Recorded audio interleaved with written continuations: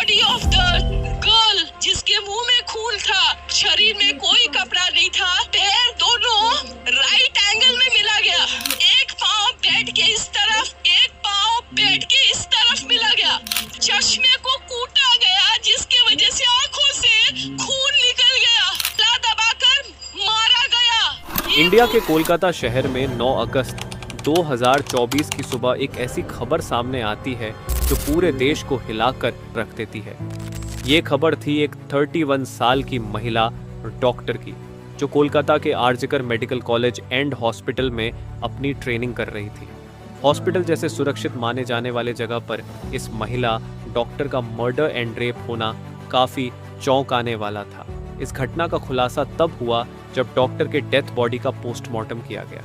इस रिपोर्ट ने लोगों की रूह तक को हिला दिया, क्योंकि यह मामला सिर्फ एक मर्डर का नहीं था, बल्कि इससे कहीं ज़्यादा खौफनाक केस था।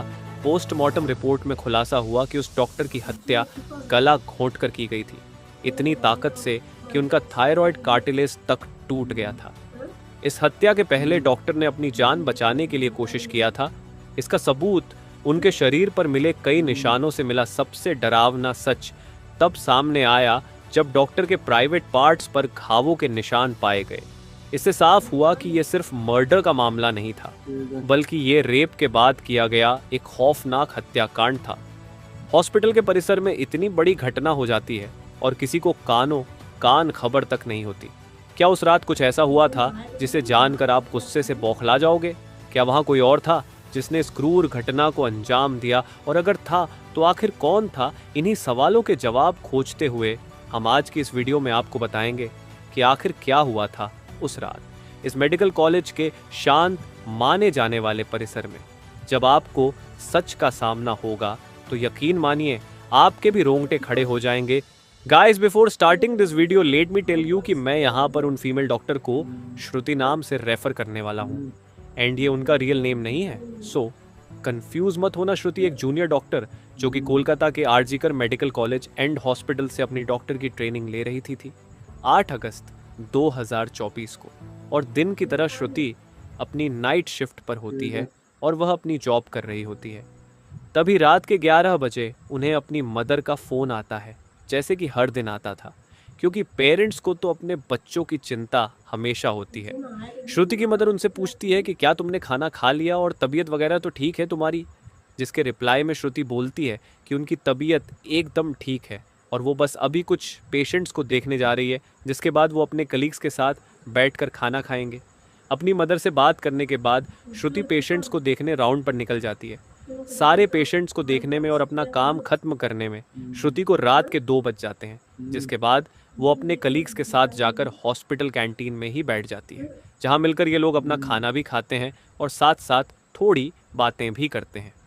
खाना खाते खाते और बात करते हुए रात के 3 बज जाते हैं। इस वक्त श्रुति थोड़ी थकान सी फील कर रही होती है, तो वो अपनी थकान दूर करने के लिए इस हॉस्पिटल के 4th फ्लोर में बने सेमिनार हॉल में जाकर, वो तब भी इस सेमिनार हॉल से बाहर नहीं आती, जो कि काफ़ी ज़्यादा अनयूजुअल था, क्योंकि श्रुति कभी भी आधे 1 घंटे से ज़्यादा का ब्रेक नहीं लेती थी। हॉस्पिटल का एक वर्कर जो कि सुबह की शिफ्ट स्टार्ट होने से पहले हॉस्पिटल के सारे रूम्स को चेक कर रहा होता है, और वो ऐसे ही सारे रूम्स को चेक करते हुए इस सेमिनार हॉल की तरफ आता है। जैसे ही वो सेमिनार हॉल के बाहर आकर उसका गेट खोलता है, उसकी आंखों के सामने होता है एक भयानक नज़ारा, जिसे देखकर वो बहुत ज़ोर से चीख पड़ता है। इस वर्कर की चीख सुनकर आसपास के लोग वहाँ इकट्ठा होने लगते हैं और देखते हैं कि इस सेमिनार हॉल के अंदर श्रुति की बॉडी बिना कपड़ों के पड़ी हुई है और उसके बॉडी पर कुछ ब्लड के निशान भी हैं। यहाँ खड़े सब लोगों के लिए ये एक ट्रामा से कम नहीं था, स्पेशली दूसरी फीमेल डॉक्टर्स एंड वर्कर्स के लिए, क्योंकि उन्होंने अपनी आंखों के सामने ऐसा नज़ारा पहली बार देखा था। वो भी हॉस्पिटल प्रेमिसेस के अंदर श्रुति की बॉडी को देखकर आसपास खड़े सारे लोग उसे एक स्ट्रेचर पर लेटते हैं और इमरजेंसी रूम में लेकर जाते हैं ताकि डॉक्टर्स उसकी कुछ हेल्प कर सकें। काफ़ी देर तक डॉक्टर्स के स्ट्रगल करने के बाद भी एट द एंड श्रुति कुछ घंटों के बाद अपना दम तोड़ देती है। हॉस्पिटल में कुछ लोग थे जो कि इस मर्डर एंड रेप केस को एक नॉर्मल केस जैसा दिखाने की कोशिश कर रहे थे, जस्ट बिकॉज कि वो इस हॉस्पिटल का नाम बचा सके। बट जब पोस्टमार्टम रिपोर्ट्स आती हैं तो सब दूध का दूध और पानी का पानी हो जाता है। इन रिपोर्ट से साफ साफ पता चल जाता है कि श्रुति के साथ किसी ने जबरदस्ती गलत हरकत करने की कोशिश करी और जब वो इस इंसान से अपने आप को बचाने लगी तो उसने उसका गला घूंट दिया, इवन उसे बहुत बुरी तरीके से मारा भी और फिर उसका रेप भी किया। ये सारे प्रूफ मिलने के बाद ये केस पुलिस को हैंड ओवर कर दिया जाता है एंड पुलिस वाले इस क्रिमिनल को पकड़ने के लिए लग जाते हैं। सबसे पहले पुलिस उस क्राइम सीन पर ही छानबीन करती है जहां ये सब हुआ था। किस्मत से पुलिस वालों को वहां पर श्रुति के कुछ नेल्स एंड ब्लड सैंपल्स मिलते हैं और साथ ही एक ब्लूटूथ नेक बैंड। ये केस शायद और भी जल्दी सॉल्व हो जाता अगर उस फ्लोर पर सीसीटीवी कैमरा होते तो, बट बदकिस्मती से इस सेमिनार रूम के अंदर या इसके आसपास कोई सीसीटीवी कैमरा नहीं थे।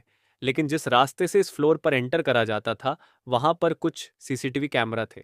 पुलिस वाले इन सीसीटीवी कैमरा में सुबह के 3 बजे से 8 बजे के बीच की रिकॉर्डिंग चेक करते हैं कि इतने टाइम के बीच कितने लोग इस फ्लोर पर आए और गए थे। इन सीसीटीवी फुटेजेस को चेक करने के बाद ये पता चलता है कि टोटल 6 लोग इस फ्लोर पर आए और गए थे। ये पता लगने के बाद पुलिस वाले एक एक करके इन 6 लोगों को पूछताछ के लिए बुलाते हैं कि वो लोग वहां पर उस टाइम क्या कर रहे थे। और इन लोगों को इस बीच यहाँ कुछ भी अजीब दिखा कि नहीं, इन लोगों से पूछताछ के दौरान पुलिस वाले उनके फ़ोन का ब्लूटूथ भी ऑन करके चेक करते हैं कि जो ब्लूटूथ हेडसेट उन्हें मिला था वो इनमें से किसका था। क्योंकि आपको पता होगा ही कि एक बार अगर आप किसी ब्लूटूथ डिवाइस से अपना फ़ोन पेयर करते हो तो अगली बार वो उससे ईजिली कनेक्ट हो जाता है। और फाइनली पुलिस वालों की ये ट्रिक काम भी आती है क्योंकि ये ब्लूटूथ नेकबैंड इन 6 लोगों में से एक आदमी के फ़ोन से कनेक्ट हो जाता है जिसका नाम था संजय रॉय, जो कि एक सिविल वॉलंटियर था। सिविल वॉलंटियर वो लोग होते हैं जो कि पुलिस के अंडर काम करते हैं और उनकी हेल्प करते हैं छोटे मोटे कामों को मैनेज करने में। लाइक आपने बहुत सारे फेस्टिवल्स अनऑथराइज्ड पार्किंग या भीड़ भाड़ वाले एरिया में देखा होगा कि कुछ ब्लू कलर की यूनिफॉर्म्स पहनकर ऑफिसर्स खड़े रहते हैं जिनका काम होता है कि विदाउट एनी रीज़न कहीं पर भी ज़्यादा क्राउड इकट्ठा ना हो। तो अब पुलिस वालों को अपना पहला कातिल मिल चुका था जिसके बाद वो संजय रॉय से और गुस्से से पेश आने लगते हैं। बट संजय पुलिस वालों की किसी बात का भी जवाब नहीं दे रहा होता क्योंकि वो काफी ज्यादा नशे की हालत में था। इस बीच पुलिस वाले संजय का फोन भी चेक करते हैं जिसमें उन्हें भर भर के पोर्नोग्राफिक कंटेंट मिलता है जिससे उनका शक यकीन में बदल चुका था कि संजय ही श्रुति के मर्डर का मेन कल्प्रीट है। इसके बाद पुलिस वाले संजय रॉय को और ज्यादा डराने लगते हैं एंड फाइनली वो डर कर अपना गुनाह कबूल भी कर लेता है कि उसने ही श्रुति को मारा है और उसका रेप किया है। ये पता लगते ही कुछ पुलिस वाले और प्रूफ्स कलेक्ट करने संजय रॉय के घर जाते हैं जहां पर उन्हें एक शू मिलता है जिसके ऊपर कुछ खून जैसे ही धब्बे थे। तो पुलिस वाले उसका सैंपल कलेक्ट कर लेते हैं। थोड़ी और तलाशी लेने पर पुलिस वालों को संजय के घर के बाहर कुछ कपड़े सूखते हुए दिखते हैं और ये वही कपड़े थे जो कि उस दिन संजय ने पहने थे क्योंकि ये सब सीसीटीवी कैमरा में कैप्चर हो गया था जिससे जाहिर था कि संजय ये प्रूफ मिटाने की भी कोशिश कर रहा था। बट जब संजय को पूछताछ के लिए पुलिस स्टेशन में लाया गया था उस वक्त वो काफी ज्यादा नशे की हालत में था। तो क्या वो ये सब बस इसलिए कर रहा था ताकि उसे कम सजा मिले, जस्ट बिकॉज वो उस वक्त नशे में था। बाद में जब पुलिस वाले उस शू पर लगे ब्लड सैंपल्स को चेक करवाते हैं तो वो भी श्रुति के ब्लड से मैच हो जाता है which was a solid proof against him. इन सारी रिपोर्ट्स एंड डिटेल्स को एक साथ कंबाइन करके पुलिस वालों को पता चलता है कि उस रात संजय रॉय काफी ज्यादा नशे की हालत में था और वो रात के 11 बजे हॉस्पिटल में एंटर करता है। संजय अक्सर उस हॉस्पिटल में कैमरा है और कहाँ पर नहीं, तो वो आराम से इस हॉस्पिटल के 4th फ्लोर पर जाकर बैठ जाता है क्योंकि वो नहीं चाहता था कि कोई उसे ज्यादा नशे की हालत में देखे, वरना वो अपनी जॉब से हाथ धो सकता था।